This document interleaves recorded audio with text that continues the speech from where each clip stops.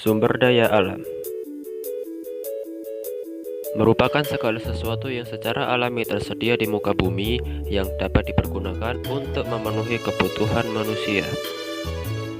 Ada yang dapat diperbaharui, ada juga yang tidak. Dalam pemanfaatannya, manusia sering melupakan aspek ini, sehingga terkesan ngawur dalam pengelolaannya.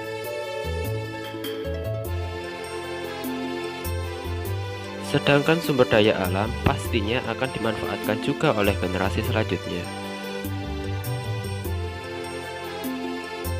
Maka dari itu, diperlukan cara untuk memanfaatkan sumber daya alam secara bijak agar dapat dimanfaatkan secara berkelanjutan.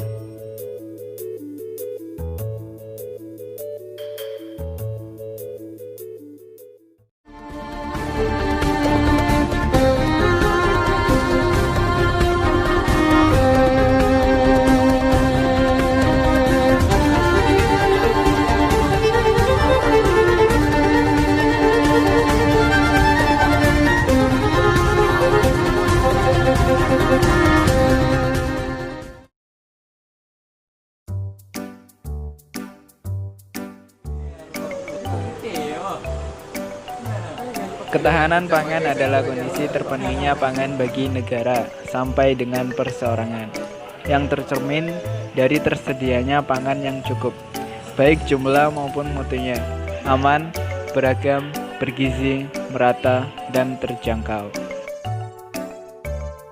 Untuk memenuhi kebutuhan pangan penduduknya, Indonesia memerlukan ketersediaan pangan dalam jumlah mencukupi dan tersebar merata. Pemerintah selalu berupaya untuk meningkatkan ketahanan pangan, terutama yang bersumber dari peningkatan produksi dalam negeri. Ada 3 komponen utama yang didefinisikan dalam ketahanan pangan, yaitu ketersediaan pangan, akses pangan, pemanfaatan pangan.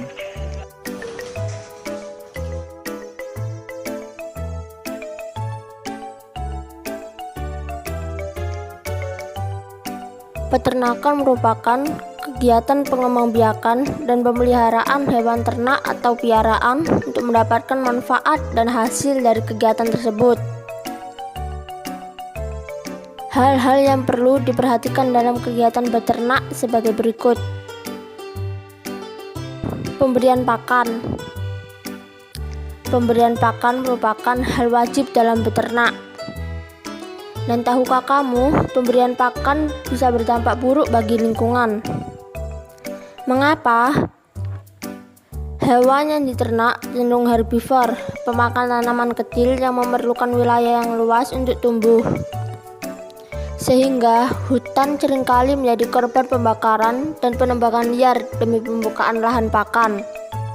Hal ini dapat diatasi dengan pemberian pakan ternak fermentasi atau pakan ternak yang berasal dari limbah makanan organik.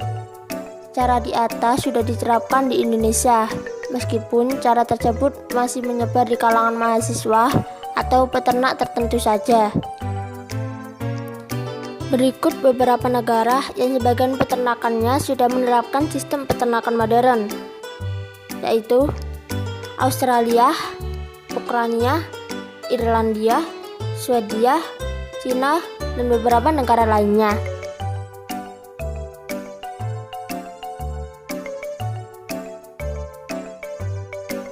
Dalam proses pertambangan, para pelakunya sering kali melupakan aspek lingkungan. Hal ini mengakibatkan banyaknya kerusakan lingkungan dalam bidang pertambangan. Padahal, jika dikelola secara bijak, hasil tambang dapat dimanfaatkan untuk kebutuhan di masa depan. Upaya yang dapat dilakukan para pelaku tambang antara lain mengganti peralatan yang sudah tidak layak pakai dengan peralatan yang lebih modern, mengadakan bimbingan tentang pertambangan yang ramah lingkungan, melakukan analisis terhadap dampak lingkungan di sekitar areal tambang.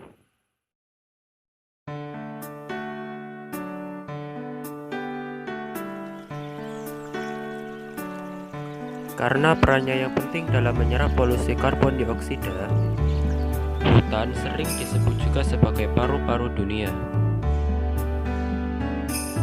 Namun keadaan hutan saat ini, khususnya di Indonesia, sangatlah memprihatinkan.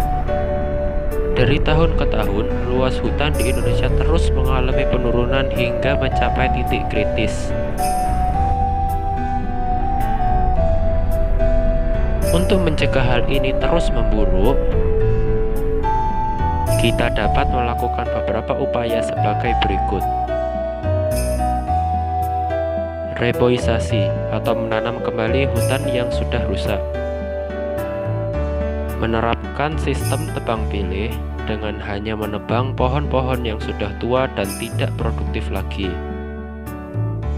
Menerapkan sistem tebang dan tanam kembali.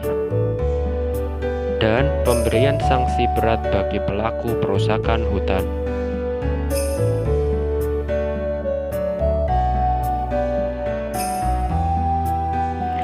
Dalam konteks pembangunan berkelanjutan, pembukaan sebuah objek pariwisata haruslah mempertimbangkan dampak ekonomi, sosial, budaya, dan tentu saja lingkungan. Pariwisata berkelanjutan dan ramah lingkungan adalah isu global, dan Indonesia sangat peduli dengan hal tersebut. Dengan pengembangan pariwisata berkelanjutan, diharapkan kelestarian lingkungan dan budaya di objek wisata dapat lebih terjamin. Hal ini dapat terwujud jika ada tanggung jawab dari dinas dan instansi pemerintah terkait dan juga sinergi masyarakat untuk menjadi pelopor pengembangan